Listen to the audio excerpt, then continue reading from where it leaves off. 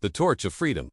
The 2nd day of July, 1776, will be the most memorable epoch in the history of America. I am apt to believe that it will be celebrated by succeeding generations as the great anniversary festival. It ought to be commemorated as the day of deliverance by solemn acts of devotion to God Almighty. Adams believed that July 2nd, 1776, would be the date to mark and celebrate forever our Declaration of Independence. Although the official date comes later, Americans have celebrated their country's birth date and have followed Adams' advice ever since. Adams bore witness to, and was part of, the American dream for freedom. He was an example of how the new nation would carry on after the war by becoming our first vice president. And our second president, Adams' eloquent words, put the historical significance of American independence. It ought to be solemnized with pomp and parade, with shows, games, sports, guns, bells, bonfires and illuminations from one end of this continent to the other, from this time forward, forevermore. You will think me transported with enthusiasm, but I am not. I am well aware of the toil and blood and treasure that it will cost us to maintain this declaration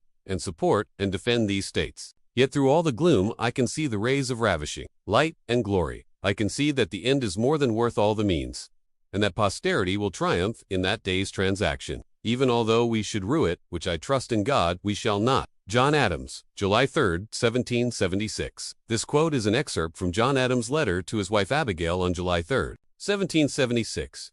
The emotions of this sharp-witted founding father speak of the momentous occasion. Get in the truck, small-town America. Follow us for more history.